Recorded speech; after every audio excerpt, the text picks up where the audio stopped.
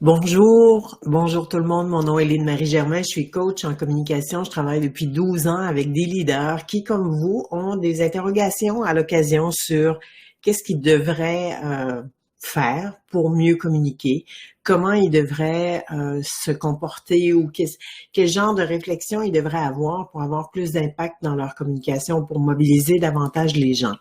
Alors ce matin, le sujet que je voulais partager avec vous dans ce direct sur le groupe Facebook Transformer la résistance en engagement est comment est-ce que je dois me préparer pour une conversation délicate comme leader.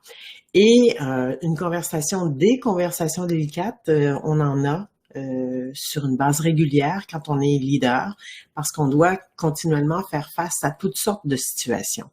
Et souvent, on va peut-être, je ne sais pas si c'est votre cas, mais on va avoir une réaction devant quelque chose une situation qui est délicate et spontanément, il y a quelque chose qui va monter. Et spontanément, si on avait la conversation là sur le champ, il y aurait un type de conversation qu'on pourrait avoir qui est peut-être la bonne conversation, mais qui est peut-être pas la bonne conversation. Et une des choses que je travaille beaucoup avec les leaders qui viennent vers moi pour leur communication, c'est le temps d'arrêt, prendre le temps. Souvent, je vais vivre quelque chose, je vais avoir quelque chose qui va se passer et je vais avoir une réaction spontanée, une réaction instantanée. Et ce que je dis souvent aux gens que j'accompagne, c'est OK, prends le temps de redescendre. Si tu as besoin d'avoir une conversation sur ce sujet-là, peut-être que c'est pas le bon moment d'avoir la conversation sur le sujet. Peut-être que tu as besoin d'un temps d'arrêt. Peut-être que tu as besoin d'un recul. Peut-être que tu n'en as pas besoin, mais peut-être que tu en as besoin aussi. Et quand j'ai une conversation délicate à avoir et qu'il y a des incidences, qu'il va avoir des ramifications, qu'il va avoir des effets sur la personne, peut-être des effets sur l'univers dans lequel j'évolue, sur plusieurs choses, c'est important que je prenne le temps de mesurer, de peser aussi ce que je vais dire. Et c'est arrivé que je travaille avec des leaders, même qu'au bout du compte, la conclusion, c'était que la personne ne devait pas intervenir ou n'avait pas à intervenir. Alors, qu'est-ce que vous faites quand vous avez des conversations délicates à faire? Est-ce que vous prenez le temps de réfléchir? Est-ce que vous prenez le temps de vous questionner? Est-ce que vous prenez le temps de faire redescendre un peu la vapeur s'il y a de la vapeur qui s'est installée? Est-ce que vous prenez le temps de peser le pour et le contre de cette conversation-là délicate que vous pouvez avoir avec quelqu'un? Est-ce que vous vous demandez qu'est-ce qui est important? Quel est l'impact de ce qui vient de se passer? Quel sera l'impact de la conversation que j'aurai ou pas avec la personne? Quel sera l'impact que ça aura sur la personne, sur ma relation avec la personne, sur l'organisation? Ça peut être un employé, un membre de l'équipe, mais ça peut être un partenaire aussi. Ça peut être quelqu'un avec qui je suis en affaires, ça peut être quelqu'un avec qui je suis pour un temps donné, nos destins entrepreneuriaux sont liés. Ça peut être un banquier. Ça peut être un banquier, ça peut être un fournisseur, enfin bref, peu importe avec qui vous devez avoir cette conversation-là délicate.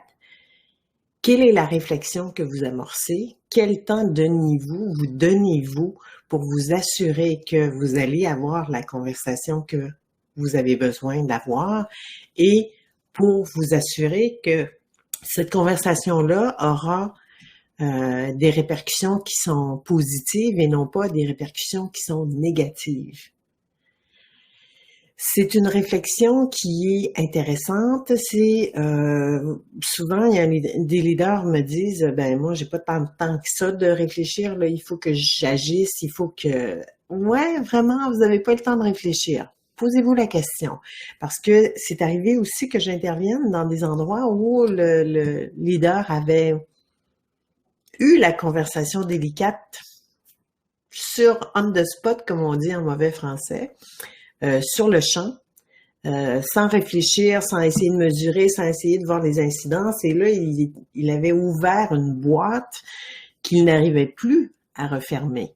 Alors, si vous faites partie des gens qui pensaient que vous n'avez pas le temps de réfléchir avant de parler, que vous n'avez pas le temps de prendre du recul, demandez-vous combien de temps ça va vous prendre une fois que vous allez avoir eu cette conversation-là spontanée, sans mesurer vraiment ce que vous souhaitez, ce que vous voulez dire à la personne, ce que vous voulez créer avec cette personne-là. Si vous n'avez pas eu le temps de réfléchir et que vous l'avez fait spontanément, il y a peut-être pas, mais il arrive qu'il y a des pots cassés, qu'il y a des choses à ramasser. Et là, ça demande du temps. Et là, c'est des choses qui se passent des fois, c'est des choses qui peuvent traîner sur des mois, des choses qui peuvent, on n'est plus capable d'effacer, hein. On avait, je sais pas, peut-être que je peux vous le faire ici. Est-ce que j'ai quelque chose pour vous le faire? Il y a quelque chose que je fais souvent avec mes clients. Est-ce que je peux le faire avec ça? Oui, ça. Il y a quelque chose que je fais souvent avec mes clients pour vous faire la démonstration que je viens de vous dire. Je vais faire un peu de bruit. Si vous avez la conversation spontanément et que vous créez quelque chose que vous ne souhaitiez pas créer, après, quand vous allez essayer d'arranger les choses, ça va prendre beaucoup plus de temps, ça va être beaucoup plus difficile. Alors, je vous invite à réfléchir, à voir, est-ce que quand il y a une conversation délicate à avoir, quelle est la méthode que vous choisissez? Oui, c'est vrai qu'il arrive que vous n'avez pas le choix de parler sur le champ, mais si vous pouvez aménager du temps pour vous, pour réfléchir, même pour vous faire accompagner. Il y a quelqu'un qui m'a appelé hier qui avait une conversation justement délicate et son instinct lui disait de faire une chose, mais son instinct aussi lui disait OK, attends, on va réfléchir un peu, voir si c'est une bonne chose que j'ai cette conversation-là ou pas. Et finalement, la personne a décidé qu'elle n'aurait pas la conversation. On a mesuré, on a sous-pesé les choses, on a regardé quel était l'objectif, on a regardé quel était le résultat souhaité. Et finalement, il y a une autre stratégie qui a été élaborée plutôt que d'avoir cette conversation-là. Et de risquer peut-être aussi dans cette conversation-là de créer des choses qui par la suite sont difficiles à décréer. En fait, je pense que si j'utilise ces mots-là, créer quelque chose, ensuite faire disparaître ce que j'ai créé, si ça tourne pas de la façon que je voudrais, ça devient un peu compliqué. Alors, je voulais partager ça avec vous. Regardez qu'est-ce qui est là pour vous. Regardez si vous êtes le genre de personne à réfléchir avant d'avoir des conversations délicates. Si oui, est-ce que l'étape suivante, ce serait d'avoir quelqu'un avec vous, d'avoir quelqu'un qui puisse vous aider à réfléchir, poser les bonnes questions dans les circonstances. Si vous êtes une personne qui ne réfléchit pas parce que vous pensez que vous n'avez pas le temps, puis que il n'y a pas de temps pour réfléchir, regardez dans le passé, peut-être combien de temps vous avez mis par la suite à essayer de réparer quelque chose si vous avez eu une conversation spontanée.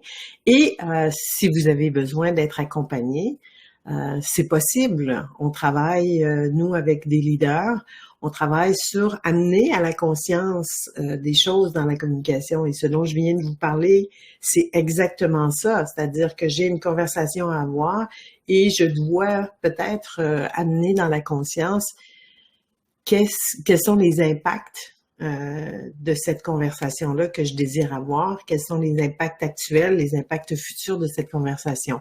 Alors, si vous voulez vous faire accompagner, je vous rappelle qu'on a un groupe de coaching de leaders. On se réunit 2 fois par mois en ligne, donc vous n'avez pas besoin de vous déplacer, peu importe où vous êtes sur la planète. Je mettrai le lien si vous voulez vous inscrire. La prochaine rencontre est le 18 février. On en a eu une cette semaine et ça a été fantastique avec les leaders. Et donc, si vous avez envie d'être accompagné, il y a différentes façons de le faire. Je vous invite aussi à visiter mon site internet www.linemarigermain.com pour voir quels sont vos besoins et si, comme leader, vous avez ce désir-là d'être accompagné pour changer les choses. Je vous souhaite une bonne journée et je vous dis à la prochaine.